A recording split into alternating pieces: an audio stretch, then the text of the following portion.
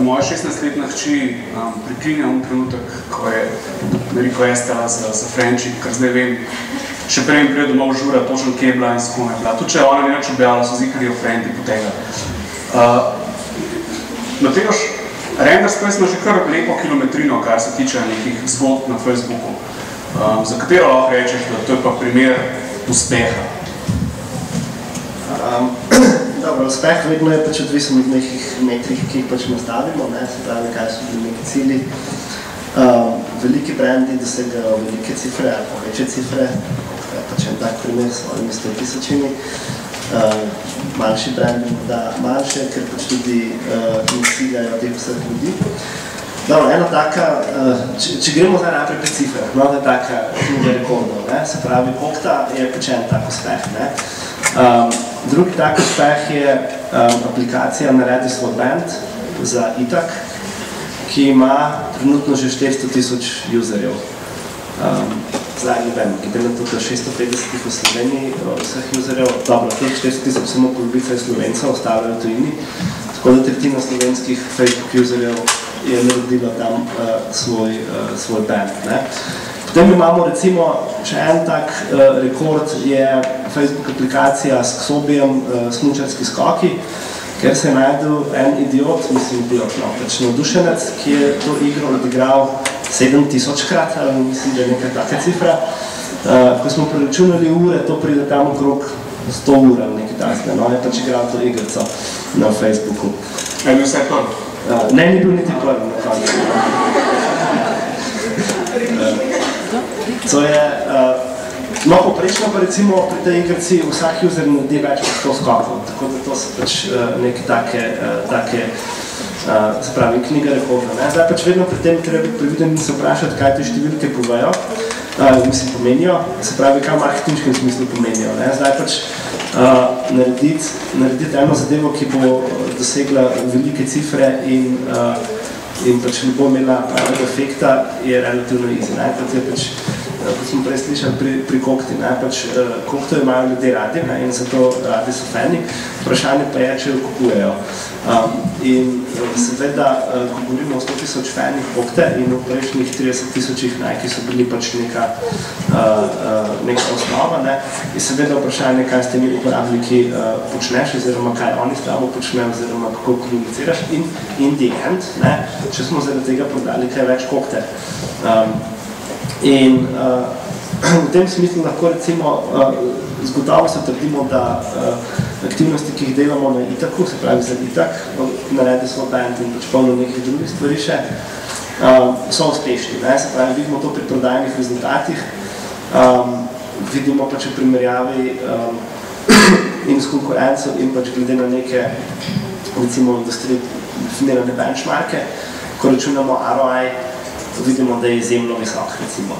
Tako da za nek mali marketinški vložek v Facebook, v tem primeru, odlične prodajne rezultate smo dosegali. Tako da to je recimo ena taka zelo, zelo velika zgodba o uspehu, tako marketinško prodajno gledano, kot tudi glede cifr, glede engagementa userjev, glede teh zadev. Za koliko bomo videli še, kaj se bo zgodilo?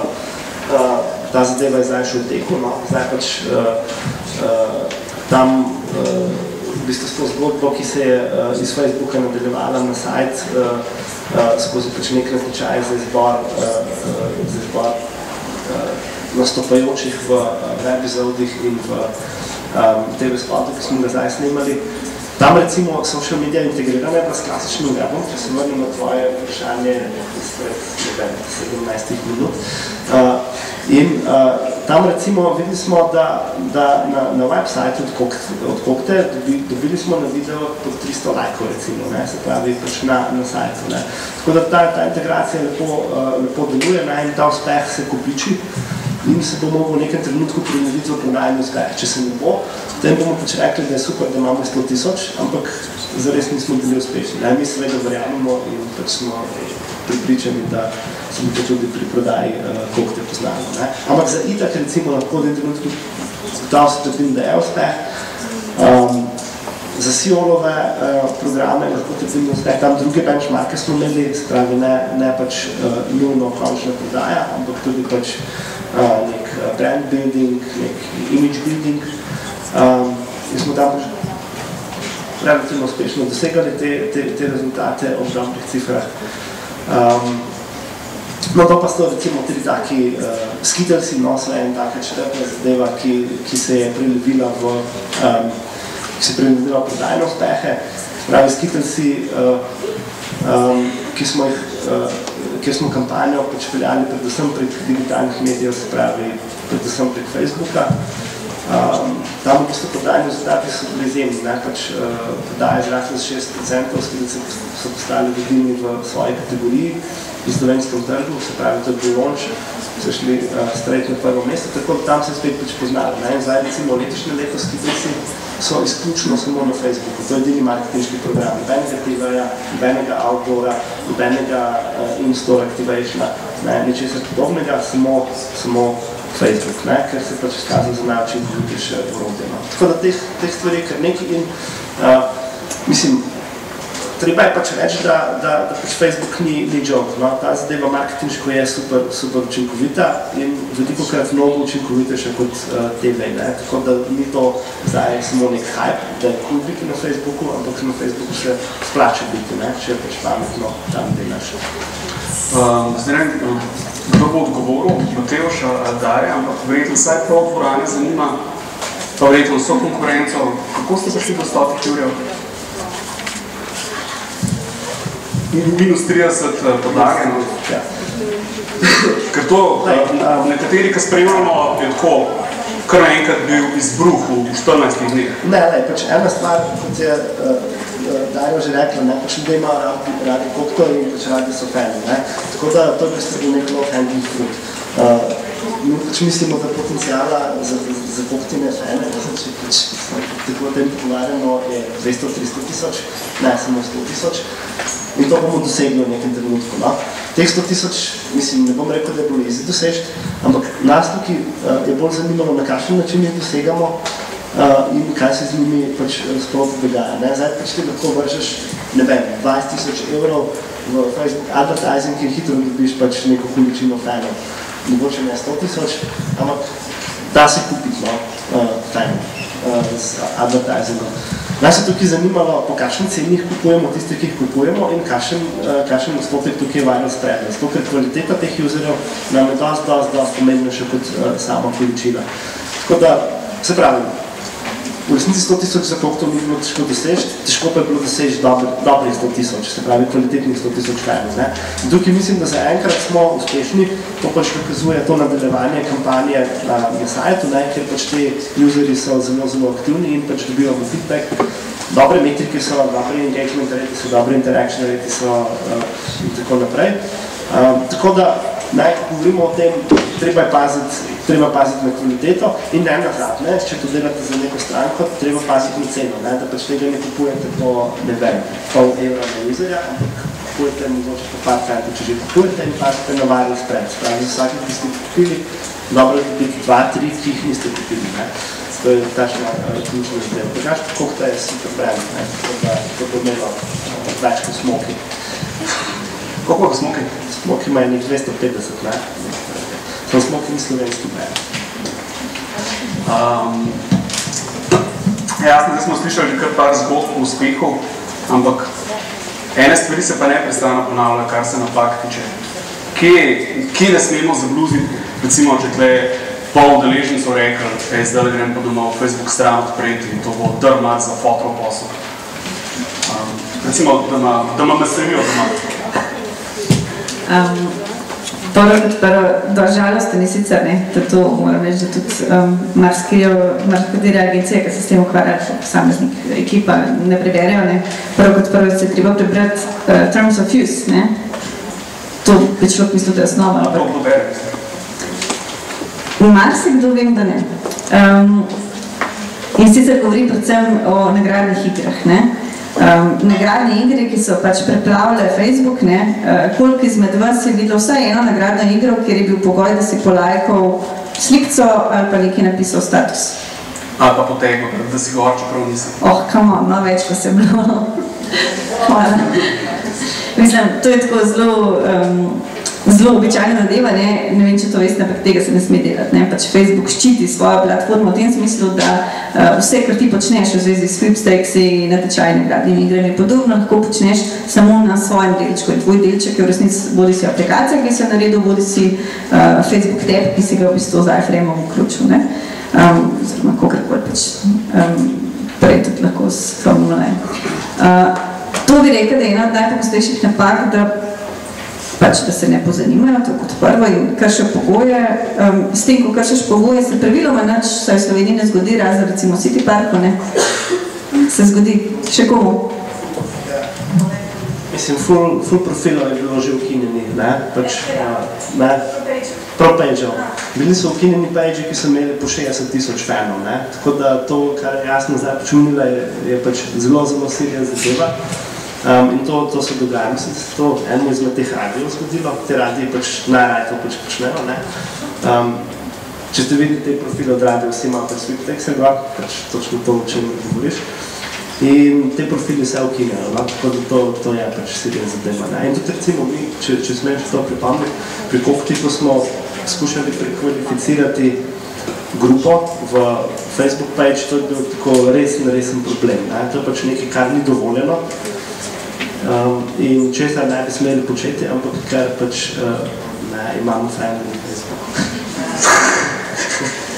To smo pač nekako sprejeli, ampak ja, to so res nesnači. Ti si friend z Markom Zuckerbergom? Sem ga srečal, no, smo se pogovarjali. Ampak te ni dodal. Kako? Request ni potem? Jaz nisem.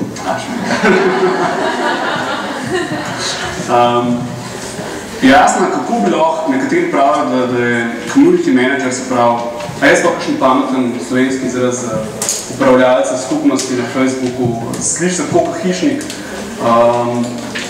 A je to neke vrste poklic prihodnosti, ki pa je zelo nedefiniran in lahko nekdo fino omaži vse skupaj, če ne zna delati? No, poklic prihodnosti sliši tako zelo. Ampak ja, mislim, da je že kar sedajnosti, ne, po vseh naših naročnikih, ne, pač mi statusov za naročnike ne pišemo, to sem že v večjih priložnostih povedala, naročnike izobražujemo, da vejo, kako to delati sami, da vejo, kaj to pomeni, pomagamo, svetujemo in tako naprej. Tako da v vsakem primeru je vedno obstaja community manager na njihovi strani. Zdaj, ta community manager ni nujno, da počne samo to, pri večjih pač počne, čeprav tudi ne v resnici dela še kaj drugega. Community manager je, če dalje bolj ugotavljamo, da izjemno pomemben, kdo je to, kakšna osebnost je, da je zabaven, kreativen, da ima dostop do informacij v podjetju, da ima podobno pač kot PR, ker v resnici je pač to neka oblika digitalnega PR-a. In predvsem to, da je tudi dovolj tehničen, pa ne mislim, da mora znati kaj sprogramirati, ampak predvsem to, da spremlja novotarije, da mu je to fajn, da s tem živi. Če ni tega, ne, smo imeli tudi že žal kar nekaj primerov, ker so naročniki vse poslušali, izobraževanje smo imeli, strategijo smo naredili, spremljali smo jih, potem so pa taka treparija delali, da ne veš, da bi umaknil iz referenca, s tem se še hvala naprej, ne. In tukaj je res zelo pomembno in zdaj tudi če dalje več poudarka dajemo temu, da community managerja izobražujemo in nekaj časa vsaj, ne, pač odvisno od naročnika in možnosti spremljamo, da usvoji, ne, ker pomembno je tudi to, ne, da pač vsak od teh kanalov spletnih družabnih omrežij ima nično drugačne zakonitosti, ker sem imela pač razliko recimo Facebook, Twitter in je fino seveda, da te stvari spremljaš, da poznaš, ne. To ni 9 to 5 job, to ni nekaj, ker pač prijatelj delate svoje in tako naprej, je po mojem zelo primeren za večino vas, ki ste tukaj verjetno, ne, verjetno tisti nekateri verjetno že delate, nekateri še boste, bo če dalje več takih poklicov. Tukaj res, Eva, ne govorim o svojem prijatelju, zato ker mislim, ne poznam nikogar, ki bi se transformiral v žensko. Me zanima, jaz pa ne osebno, pa tudi na Facebooku niso frenda. Znamo je, da so ženske bolj aktivne na družabnih omrežjih. Zakaj misliš? Da ste že po definiciji bolj gobčne narave, bolj aktivne, da smo moški res sam po seriji, ki samo gledamo, kaj dogaja? Nisem vedela te statistike. Vem eno drugo, da so blogeri po večinoma moški. Tako da proti udarci moški pa smartese radi. Ne vem, špekuliram, ne vem, zakaj je več žensk na jaz rečem družbenih omrežij. Tudi na faksu jih je več. Ok. Ne, pa ne govorimo toliko o količini, koga je več, moška ali žensk. Da so bolj aktivni. Ampak da so dosti bolj komunikativne, aktivne, lajkajo, komentirajo. Verjetno stvar vzamejo bolj zares, kaj si predstavljam. A veste, vsak dojenček, ki se pojavi, ga je treba zasiti za nagreti, za karkoli že točno. Tako kot v real life, so ženske tiste, ki pošiljajo telegrame in ne vem, spomnejo celo družino, da babica ima pa zdaj rojsten dan. Moje pač iz istih razlogov, ki so socializacijski vzroki, da ne bi slučajno bilo kakšne biologije not vpleto. Enostavno, sodobna zahodna ženska je pač kakršna je bi ga, povprečna sodobna zahodna ženska in kot taka je seveda verjetno v resnici bolje opremljeno za tovrstne aktivnosti. Moški pa za kakšne druge. Verjetno ženske so aktivne na aplikacijah, ki so jih večinoma moški naredili, recimo. Je to res? Najbolj. Imeli smo za Gorenje naredili eno aplikacijo, za katero nismo govorili, da... Ne, saj smo drugače, še ne bi delali, no. Ki je imela 97% userov so bile ženske, ne. Bila je delana za ženske, mi smo targetirali ženske in smo jih pač očitno zelo dobro, mislim, smo jim pač ponudili eno zelo tako stvar, ki se je pač uporabljala. Tako da, jaz bi rekel tako, meni se zdi, da tipi so bolj na Twitterju. Twitter je pač taka zadeva, tako zvezdniško urodje, no, če tem tako rečemo, ne. Mislim, pač Twitter v Ameriki je pač tako sklon dosegel s to, ker ti pač to, kar je jasno prej razlagala, ne, ni simetrije, ne.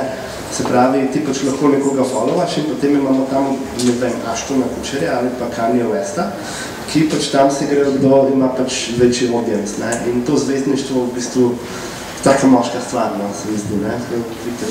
Ampak jaz mi mislim nekaj tako, mi se pa zdi zelo zanimiv fenomen slovenska Twitter. Slovenski Twitter je pa čist drugačen kot ameriški. Čist posebno, in je neko čist bizarno prvi na vas scena, no, bi rekla, no. Tako, v bistvu, recimo, če pogledamo ameriški Twitter, imamo neke mikro-communitije, ki so, ne vem, odvisni od tem, od demografije, od, ne vem, nekih skupnih interesnih, whatever, ne. Slovenski Twitter je pa ena sama mikroscena, ki ima skupno to, da pač so slovenski Twitter, ne. In je blazno zanimivo, mislim, opazovati, ne. Jaz recimo ne engageam prav veliko tako v smislu aktivnih updateov, ali kakoli že pač, ne.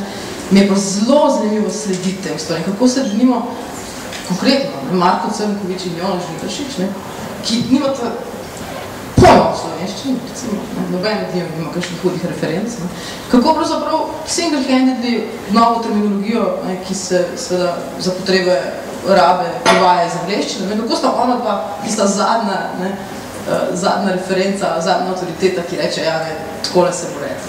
Mislim, odkot ta? Mislim, to je blazno zanimivo, res. Jaz si to volimo, ne? Zvezdnika ste, ne? Ok, do tako razjasnimo, kaj ste zdaj ona pa rekla, so družavni od družbeni mediji, da vemo, ko govorite? To konkretno ne vem. Social media. Ja, ona da govorite social media. Darja, če se vrnemo nazaj na področje bivše Juge, ven iz Slovenije in slovenske Twitter scene, koliko ta nagovarja na svojem pageu so bivšo Jugo? Kako rešujete komunikacijo v večjih jezikih? V bistvu ta večjezičnost, to ne imamo kot problema, ne. To, da se jeziki mešajo, to nam je všeč, ker to ravno kaže na veličino blagovne znamke. Dobro, zdaj pač zadnjo kampanjo komuniciramo v angleščini, ampak v bistvu zato tudi nismo delali, ne vem, več jezikovnih različice, ne, ker v bistvu je to, kakorkoli, Kokta je nekako na področju bivše Jugoslavije bi še vedno percipiral kot naša, ne, to je naše piče. In zakaj bi jim to jemali, ne, potrošnikom? Lahko samo to pripomnim, ne. to ni angleščina, to je slovanska angleščina, pa ruska angleščina, ne? To angleščina. Magnifico angleščina. Pa partizanščina. Ne, to je čifurska. Mislim, bolj ta ruska, no, bolj ta preko, ne, Vladimir. Kombiniramo s partizanščino. To je. Žižek, tako, 300 years ago. Okay. To. Vprašanje za vse. A mislite, da se je žur na social mediji še dobro začel, ali smo že sred žure? Kdo bo naskočil mikrofon? Ker jaz sem prva. Ne, daj. Zdaj, nasplošno bi težko rekla za Facebook. To je čisto moje osebno mnenje. Jaz mislim, da ko bodo začele oglaševane vsebine na Facebooku prevladovati nad brandovskimi vsebinami, ne vem se čist, če bi z vidika uporabnice Facebooka, se pravi, s tem bo uporabna vrednost Facebooka izgubljala, ne, pri prečnem potrošniku, ki pač išče gor neko, ne vem, neke stike s prijatelji in tako naprej. Tako, čeprav kot brand manager, ne, in kot, mislim, se zavedam prednosti in se pravi potencijalov, ki jih Facebook daje, ampak nisem pristaš tega, da bi, ne vem, 100-krat na dan kopta težila za ne vem čem, ker se mi zdi, da je potem to začetek konca. To je moje mnenje. Eva, kako je žuro? Ja, jaz bi rekla, kar se tiče posla, se žur začenja. Kot vemo, vse en odstotek konkretnega denarja, še zmer relativno nizek na spletu, v marketingu. Kar se tiče posameznega userja, se po mojem odvija že večkrat en after party. Kar se tiče pa preostalega sveta, v katerem mogoče vse kakšno rečemo že čisto iz tega, ker sem jaz antropologija. Zahod je tako statistično gledano en majhen del sveta, ker so stvari, kakršne so, posod drugje so pa bistveno drugačne in tako imenovani digital divide in tako naprej. Bi pa od to potegnila sklep, da kar se pa tiče žura na Facebooku in drugod, po teh družbenih medijih, se pa na večini sveta, ne da se ni začel, ampak odvija drugje. Na ulici, kakšno fuzbolči zares še igrajo, pa tako, take stvari. Tudi recimo te dogodki nedavni, ki so jih zahodnjaški mediji tako apokaliptično poimenovali Twitter revolucija v Egiptu in tako naprej. To je ena čisto zahodnjaška nacistična projekcija. Citizen journalism je nekaj, kar lahko funkcionira samo tam, kjer imajo vsi dostop do tehnologije. Ker imajo vsi ne samo dostop do kompjutera z internetom, ampak kjer imajo vsi optiko, kjer imajo vsi smartphone in tako naprej. Tako da nič ne škodi vedeti, po mojem. Čeprav je Facebook, ne vem, kjera največja država, zdaj po številu uporabnikov, tretja, da vseeno nikoli ne bo nacionalna država, ali pa država, ki je vendarle temelji na nacionalni državi. Tako da v preostali svet tudi vsaj mečkrat treba upoštevati in razumeti, da tam je pa mogoče kaj tudi drugače. Da tam ne bi hotela se tle upletati v kakšne konkretne marketinške akcije ali pa strategije, ampak je enostavno ta everyday life, quotidian life, če se malo poetično izrazim. Se pa po večini sveta sploh ne dogaja na to, da mi pa zjutraj ostanemo na prvi kavi, smo na Facebooku, smo mi čudni, ne unika niso. Tako, če govorimo statistično. Jasno? Jaz mislim, da v bistvu to ni zri žur, ampak je kar eno novo obdobje, da žur ima malo konotacijo tako, da se nekaj zgodi pa je konc, ne. Ampak da, če se pač v tem zahodnem svetu, mislim, da zdaj pač komunikacija enostavno z različnimi družabnimi mreži postala drugačna, predvsem to sodelovalna, ne. In da Facebook bo mogoče prišel in šel, Twitter bo mogoče prišel in šel, kakšne stvari so, ne vem, nepopularne, ali Second Life, pa so zdaj malo ven, pa tako naprej. Ampak sprememba se je pa zgodila in mislim, da tukaj pač ostajamo in da gremo verjetno samo še globje in nove in nova orodja pa kanale se dodaja, nekateri pa izgubljajo in podobno. Za Facebook ne bi upala napovedati, da bo neka točka nasičenosti, ampak mislim, da že v Sloveniji, da mogoče sebe gledam, ampak da že mogoče malo postavim. Ok.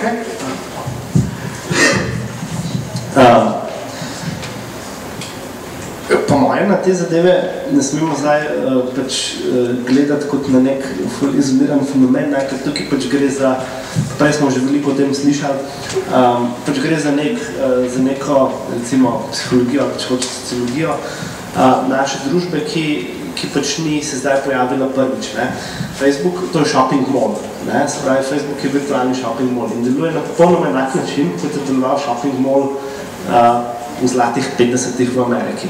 Spravi, ponoma iste zakonitosti tistega realnega prostora so se zdaj privedle v ta virtualni prostor. Potem se gre za isto stvar. Ti pač imaš mall, notri so trgovine, to smo pač mi marketingeri, ki tam pač dajemo notri aplikacije in page in ne vem kaj.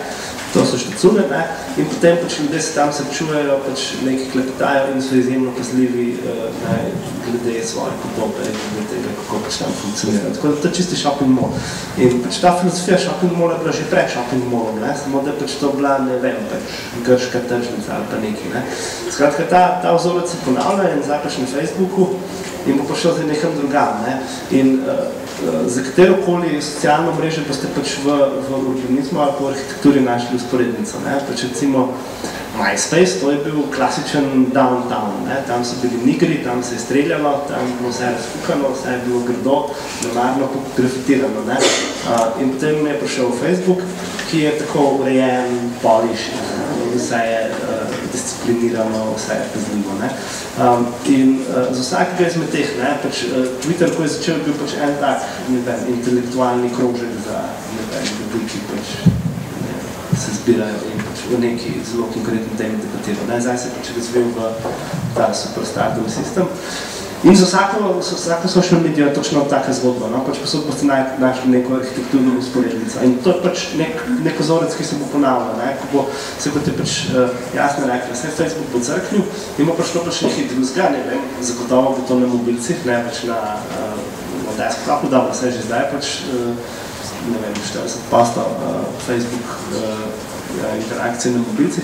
Pač nekaj na mobilcih bi prišlo verjetno neka super cool augmented reality zadeva, ki bo ljudem omogočala, da so še bolj cool, da so še bolj fancy. Instagram je morda taka zdajšnja zadeva, ki je pač taka, recimo temu mobile in visual usporednica Twitterju, ki je seveda aplikacija, ki pač ne omogoča nič posebnega, kot Twitter ne omogoča nič posebnega, je pač blazno popular. Tako da najbolj bošte sedeli pač v eno tako smer, se pravi razni Instagrami, zdaj pač ne vem, prejšnji se že naštartal Color, ki je pač nekaj podobna zadeva. Tako da na mobilu, ampak zagotovo ta psihologija pa se bo pač prenašala in pač bolj na eni strani shopping mall in na drugi strani pa razkukani downtown centri, kjer bo pač malo bolj vznemirljivo, ampak malo bolj grdo in malo manj kontrolirano. Tako, meni je zmanjkalo vprašanj, računam na vas. Na drugi strani je kdo karkoli najbolj ne bo naroden, zadnja vrsta vzdiguje roko. Kar lahko z mikrofon.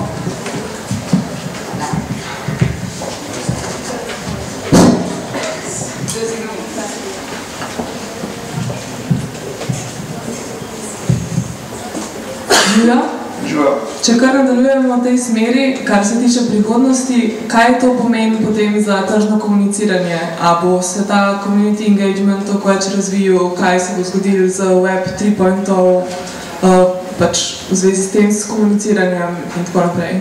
Za vse je. Začemo z odgovor. Kje imamo kakšen mikrofon?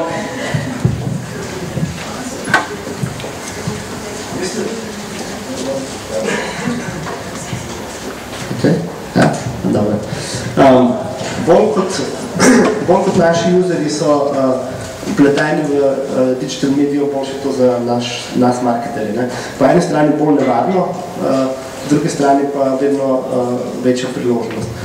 Zato, ker jaz vedno trdim, da itak future bo na mobilcih, itak pač teh naprav, laptopov, tega ni bo več. Ok, sem mislil, da moja staro naprav. To ta Microsoft ima, ja. Seveda. Ampak ja, pač v bistvu vas moram pač uporabljal tablete, ne? Tableti so pač laptopi za normalne ljudi in pač na mobilcih. In tam je v bistvu marketinško gledano še dosti večja priložnost, ne? Zaradi targetiranja, zaradi možnosti distribucije, zaradi možnosti billinga. Skratka, marketinško gledano komaj čakamo, da ljudje bodo na mobilcih oziroma še bolj integrirani v te zadeve, ne? Ker je pač praktično za vsega to pač za marketing boljše, ne? Spravi in za stvari, ki jih lahko počneš, za targetiranje, za merjenje, za natančnost. Skratka, to je super, no?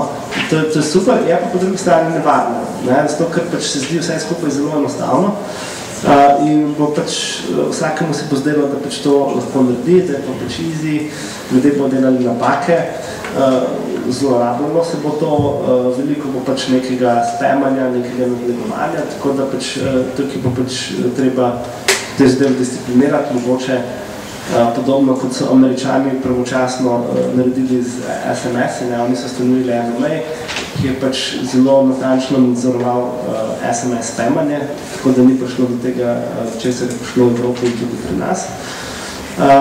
Tako da pač neka taka regulacija bo potrebna, regulacija marketinga in ja, priložnost pa je ogromno, no, to je super, komu čakamo, ne, komu čakamo, da TV izumre in da print media in da billboardi izumrejo, potem bomo končno tako delali clever marketing, ne pa več nekega dolgočasnega advertisinga. Naslednja roka, naslednje vprašanje. Je to res vse, kar vas stare, kakšne osebne težave mogoče? Zadnja roka, hvala, rešitev, te bom jaz dal.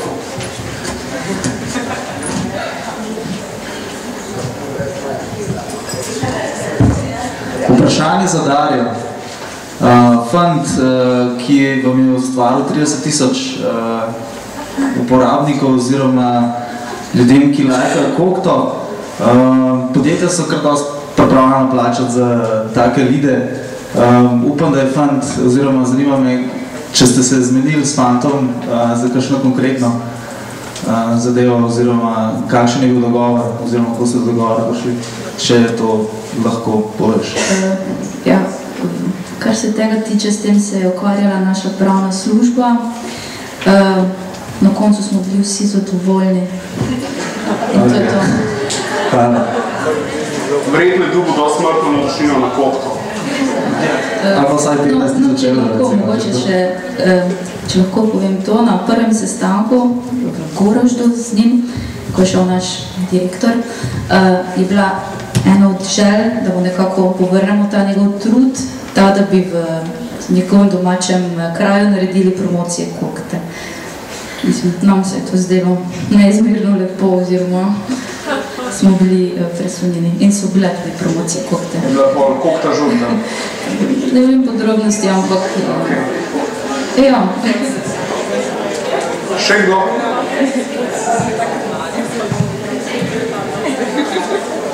Je konč žura na socialnih omrežjih, torej saj za danes tukaj? Še nekaj ima medicin, da se zdače potruditi.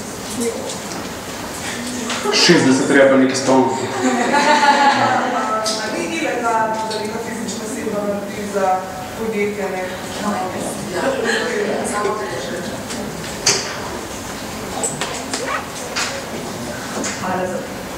Se bo.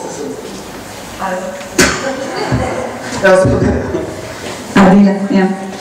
Hvala za vprašanje, ker to se dokazila, če kdo vpraša, če že jaz ne povem. Ja, je, legalno je, ljudje to še vedno delajo.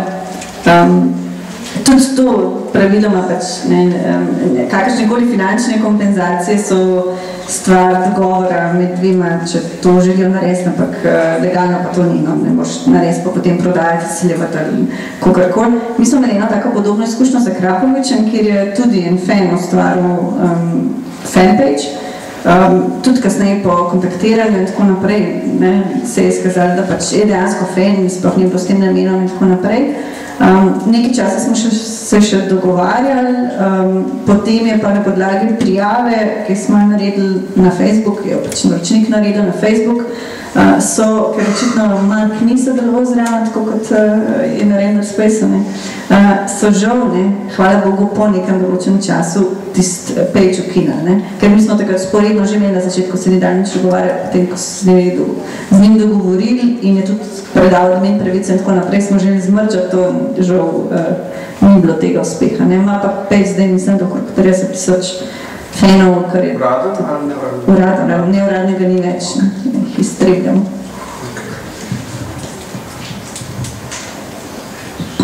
Je to to? Aha. Spet zadnja vrsta. A kar vržem mikrofon? Ali še kakšen? Mogoče lahko tudi kole.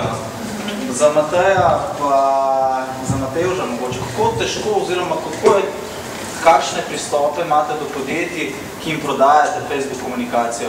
Glede na to, da pride v bistvu prodaja oziroma ta efekt, ki ga podjetje želi to kasneje. Mi dva imate z Matevžem zelo različno štartno pozicijo. On je pri zelo poznani agenciji, ki je domača v digitalnem marketingu že verjetno od začetka. Jaz sem pa nek marsovski vletel iz čist drugih radijskih vod in sem aktivno na Facebooku šele, kar se posla tiče, ne vem, leto in pol, kar se tiče posla za druge klijente. In jaz imam, hvala Bogu, se verjetno je pri njih isto, da je Facebook postal tak prodajni hit in vsi rinejo na Facebook, nažalost, mnogi sploh ne vejo zakaj, ker je pač to in, ker so vsi gor, ker je konkurenca gor. In imam srečo to, da me ljudje kontaktirajo sami, potencijalni naročniki. In hvala Bogu, ni tistega, veste, vidi eno Facebook stran, koliko 1000 penov bi pa radi, tole vam podamo pocen. Takih, ne vem, jasno, verjetno še več izkušenj s tem, takih mešetarjev z nekim tujim poljem, ki je Facebook, je vedno več. In roko na srce, če sem čisto iskren, verjetno sem bil jaz na začetku čist isti. Tlele je mešetar s tujim poljem. Jaz bom zrihtel, da boste znali kmetovati, zalivati, pa bo pa čez kakšen leto zrastel pridelek. Težava je v tem, ker ogromno slovenskih klientov, poslovnih podjetij, hoče biti kmetje, ampak jim ni jasno, da mora biti kmetje, da mora tle ogromno delati, da kaj zraste. In tle je običajno težava, ker večina strank misli, da je to neka oglasna deska, kjer bodo imeli svoje plakate in popuste in akcije in da bo ljudje padili na to. Če se govorim čisto na osnovo vprašanja, pa hvala Bogu, zdaj klienti sami hodijo do mene. In tako pa pri Renderspresu.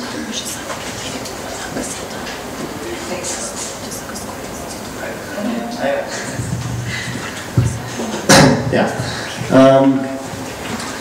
Mislim, pri klientih je pač tako, da ogromna količina klientov še vedno pač je precej tradicionalno usmerjenih in pač verjamejo v nekaj, kar so pač počeli, ne vem, zadnjih 20 let. In se pač ne zavedajo neke amplitude social medije in pač tudi ne tega, kakšne uspehe pač to lahko prinaša. Tako da, zadnjič sem imel pri unih letam iz 3. vrste sestanek, kjer smo pač imeli, sicer to je eden mojih najljubših klientov, ampak imeli smo zabaven sestanek, kjer je bilo pač vprašanje strani klienta, a to bomo dali samo na Facebook, in moje proti vprašanje je bilo, a bomo dali TV spot samo na TV.